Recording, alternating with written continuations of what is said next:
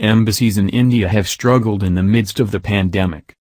Struggling to find hospitals for treatment, online to pray for oxygen sources, many embassies in India are also trying to find ways to manage the epidemic. Last week, a senior Tanzania diplomat in New Delhi was infected with COVID, but the city hospital refused to accept it because of overload.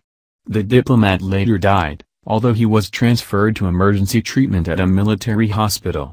A few days later, the diplomatic missions of New Zealand and the Philippines posted on social media to find a source of oxygen, in the midst of a shortage of medicine and hospital beds in India. Several diplomats from a Middle Eastern country have left India in the past 10 days. One person remaining in New Delhi says leaving is easier for them than staying in the Indian capital. Indian media reported that COVID infections have also been detected at embassies of several other countries. Such stories show that foreign diplomats in India were also unable to avoid the severe COVID-19 outbreak in this South Asian country. India has reported more than 21 million infections and more than 230,000 deaths from COVID-19, with hundreds of thousands infected and thousands dying every day.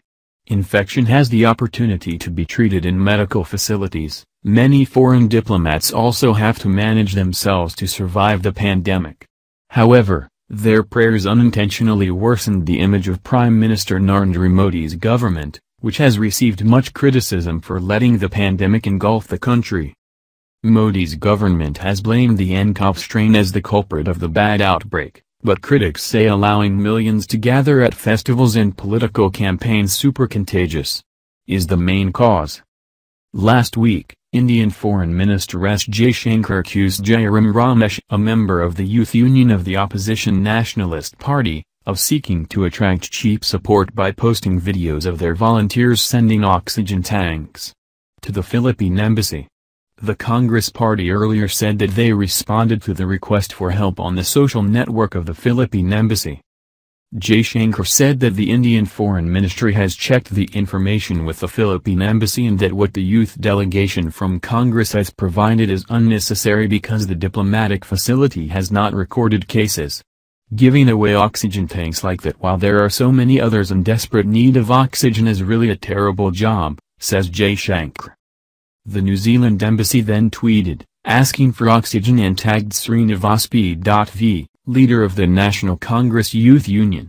However, the embassy later removed the post, saying they were trying to find oxygen but that the call for help was misunderstood. A post was mistakenly posted on the New Zealand Diplomatic Mission Twitter account. Hence it was removed and the New Zealand diplomat apologized to the Indian government. "We thank the Indian government for it. The level of cooperation when we share the challenges of the current situation," the New Zealand Ministry of Foreign Affairs posted on May 4 on Twitter. Songharish Pawar, the head of Youth Congress's New Delhi branch, said the oxygen supply had been sent to the New Zealand embassy, where staff accepted and thanked the volunteers. Pawar said that Youth Congress received more than 10,000 daily requests for oxygen, medication, plasma and cremation assistance from various regions in India.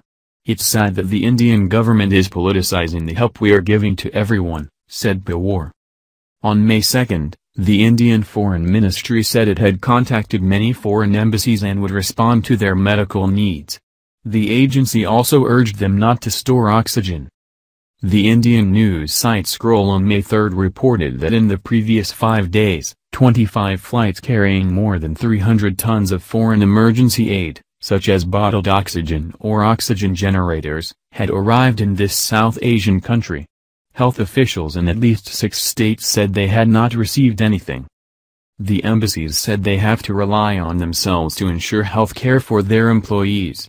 Shaban Mahmood, the press chief of Bangladesh's diplomatic mission in New Delhi, said 2 weeks ago, when the wife of an official infected with nCoV, they had to contact hospital officials directly to help him be admitted to the hospital.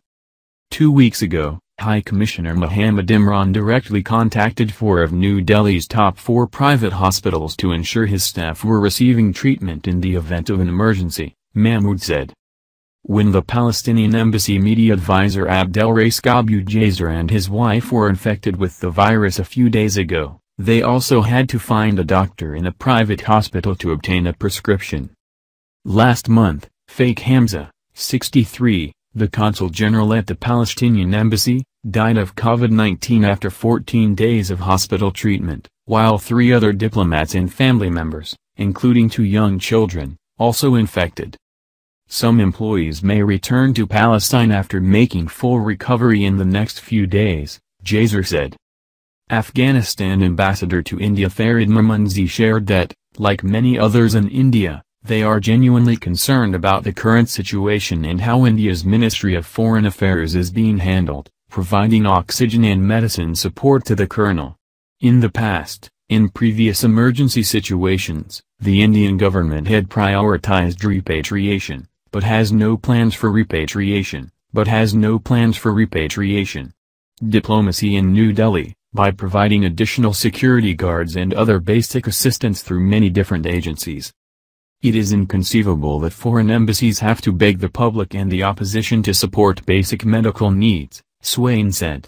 Modi's image on the international stage has collapsed along with the crisis tragedy that India is facing, and the fact that foreign embassies have to beg for oxygen has made the situation worse.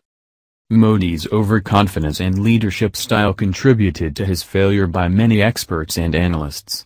Critics say his administration is determined to build an image of India reopening quickly despite many risks.